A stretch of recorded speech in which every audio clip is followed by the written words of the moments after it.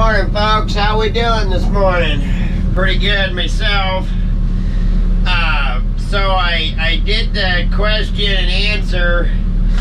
So I got a couple here I'm going to answer real quick. But first, let's say hello to Chase Wright, Karen Lellington, Joseph Hussey Jr., Marshall Herlocker, Snoozing Lion, Silverado Man 298, Daniel Lenting, John Morgan, Matthew Priest, GYFFYNG, Gary Daughtry. He's got a channel. He's got some pretty cool old tractors on there.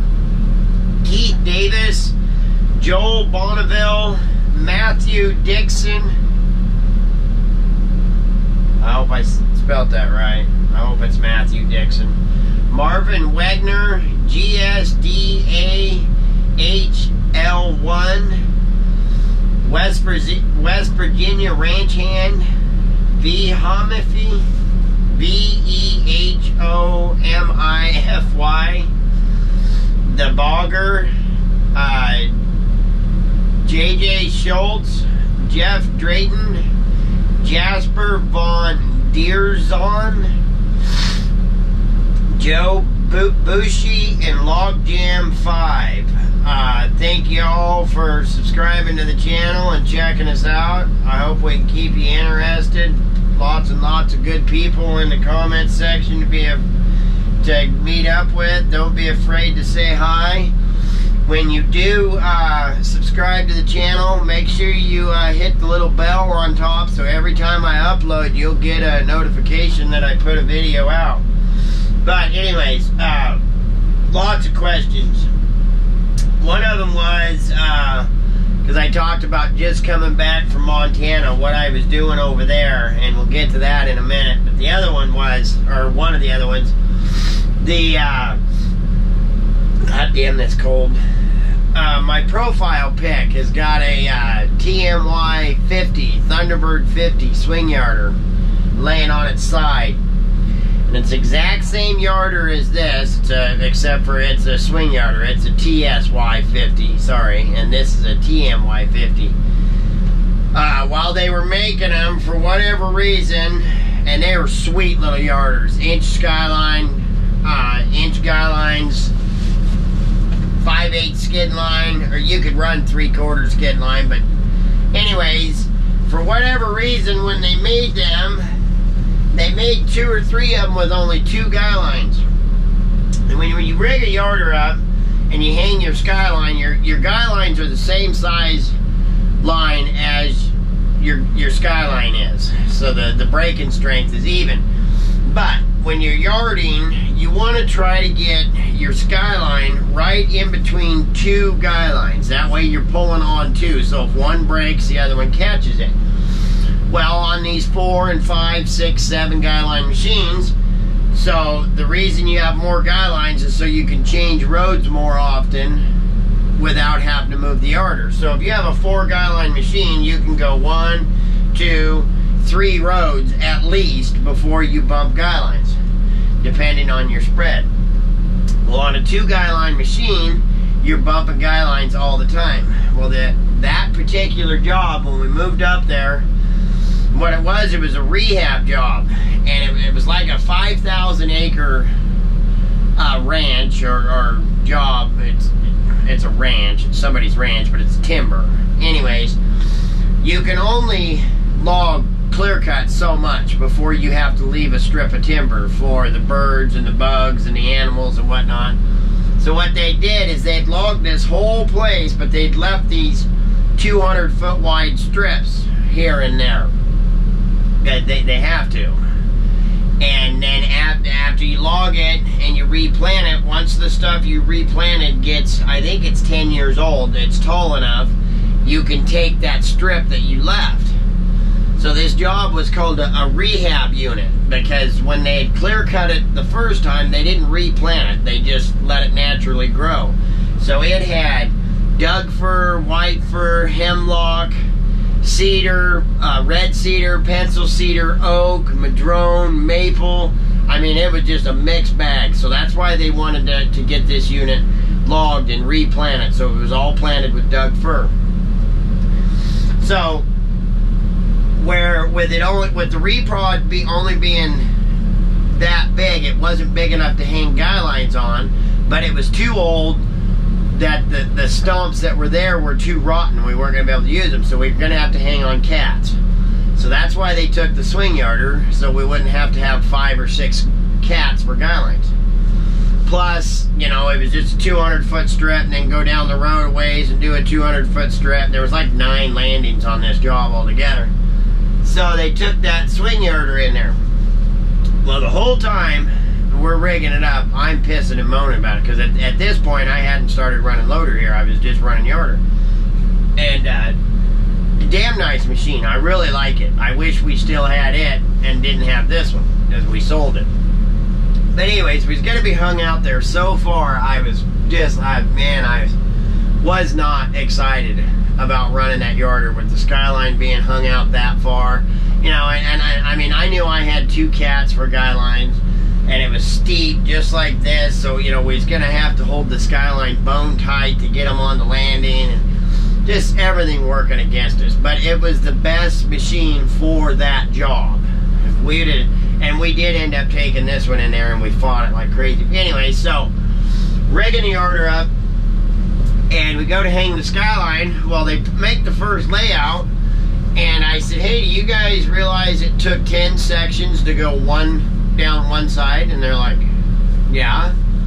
And I go, well, the sections are 250 feet long. That's 2,500 feet of line. And this thing only holds 2,000 feet. And they were still going to have to go out a couple of hundred more feet. So we went to run the Skyline around. It wasn't going to reach. So got to go to town and get a tag. So next day we bring a tag up, and we get it on, and we're just getting the Skyline hung, and I see the owner of the company walking up with another gentleman. And he comes up to me and says, hey, I'm going to have Thomas run the yarder. Will you run loader? And I was like, heck yeah. So I would have been running that yarder, but 2 hours before the calamity happened, I got put on the loader. So they got rigged up, they're going, everything's good. You know, hanging on cats, you can put your guy lines exactly where you want them. So their guy line spread was perfect. You know, the Skyline, like I said, was way out there. They were hung, I want to say about 2,800 feet with a 2 guy line machine. That's a long way. It's steep, decent sized wood. It wasn't big, but it wasn't small. And when we moved down to that job, the guy lines, you know, they have the nubs on them. We got to put a screw belt. Well, obviously you can't hook that on the cat, so they make what we call a nub eye. One end it's got an eye, and the other end it's got a nub. So we can hang the eye on the drawbar of the cat, goes under the cat, and then when it comes up over the blade, they've took a cutting torch and cut a notch in the blade, and then put a shackle in there, so that line lays in there. You don't have to worry about it cutting on it. Anyway, so the ones that they'd been using were old, and we'd used for quite a while, so we had 2 brand new nub eyes put on. And I stepped out of the loader, because Todd told me at that point he didn't want me smoking in here at all. And I was standing on the catwalk smoking, and he was bringing a turn in. And, I mean, he was pulling, but he wasn't overly pulling or anything like that. And I heard just a pff, like that. I mean, exactly just a pff. And then like a pff. Well, I was climbing back up the ladder, so when I heard it, I swung around and looked, and what is the nub on the new nub eye pulled off. So here come the guy line swinging. That's what the air sound was the guy line cutting through the air. And that yarder just went pop that quick. I mean, and it absolutely body slammed over. Well, when it did, the processor was on that side of the yarder, and it was this guy line that broke. Well, when you're pulling, you got that much line out, you're pulling that hard, you know. When this one breaks, the yarder's going to go that way. If they'd have been pulling that way, plus it was downhill, so, you know, we'd cribbed it up, but it still had, you know, momentum and gravity going against it. So if we would have broke this guy line, it would have went that way. Anyway, so this nub pulled off. It flopped over. Well, processor operator just grabbed the last log of the last turn and was swinging around. So when the gantry come over, it went right across the boom of the processor, and then the haywire shiv, and I'll show you on this one, it sticks out about 3 feet or so. The haywire shiv went right down through the motor, right through the hood. Luckily, the motor sets in there sideways like this, and then your air cooler, your radiator, the air cooler, the hydraulic cooler, or you know, the hydraulic radiator and all that is right there. But when it went down through there, it just barely missed the motor, and it took out all those radiators, the air cleaner, you know, just whoosh. So, and it hit so hard that it, I want to say it bent the frame that holds the counterbalance, because they had to put a new counterbalance on it. But it didn't hurt the boom or nothing. The boom of the yarder, it did bend it. And then one of the doors to get in the side of the yarder got bent. So really the yarder come out without any damage. The processor got more damage. And what caused more damage, and it was the only way to do it, is when we was picking it up, we brought the 370 and this 290, and the Woods Boss put a strap around the short part, the gantry of the yarder, and he grabbed it and started picking it up. And when it started picking up, that haywire shiv, when it come back out of the motor, it just ripped and tore, but there was nothing you could do. Anyways, he got it up where it was off the processor, and then I grappled my heel rack and come up under, and I went just above where the haywire shiv sticks out and started pushing it over. Because they were afraid that when we stood it back up, that it would go bam, bam, bam, boom, and flop over. So I was pushing up, and just about the time it got to its settling point, then I come down with my heel rack and caught that haywire shiv, so that when it set up, it just set just like that. Set it up, we chopped the guy line, or the skyline, or the skid line off. We knocked the skyline loose. We knocked the other guy line loose. You know, obviously walked around, checked it, went down, ate some lunch, you know, give it some time to set, went back up,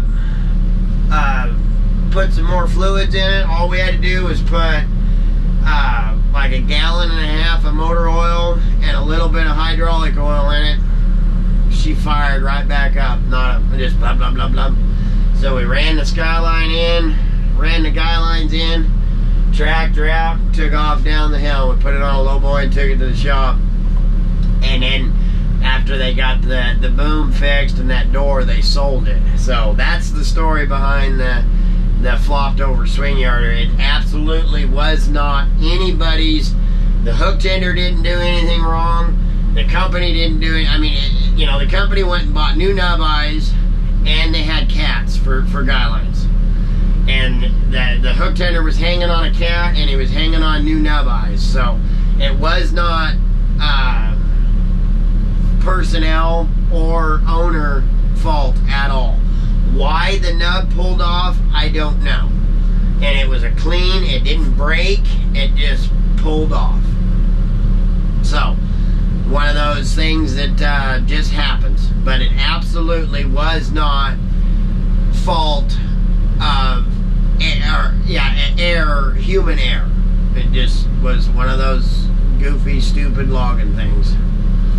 So I hope that explains your question about why the yarder was flipped over. And the people that bought it, first thing they did was put a third guy line on it. And I wish that's what we would have done. I wish we would have put a third guy line on it, sold this yarder, and kept it. Like I say, it was the exact same yarder, a TMY50. It was the same height.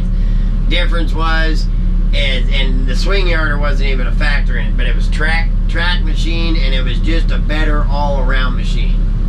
And it pulled better, it was faster, 3 guy lines for thinning like this, just bam, bam, bam, would have been perfect. Even over there in the long, hanging big left, 3 guy lines would have been perfect. You put 1 dead behind, 2 to the sides, inch skyline. We'd log everything we log with this 50, the TMY50, we could log with the TSY50. So that's my take on it. But I've never been a big fan of these TMY50s anyway. So we'll have to get to a couple more questions here in a minute.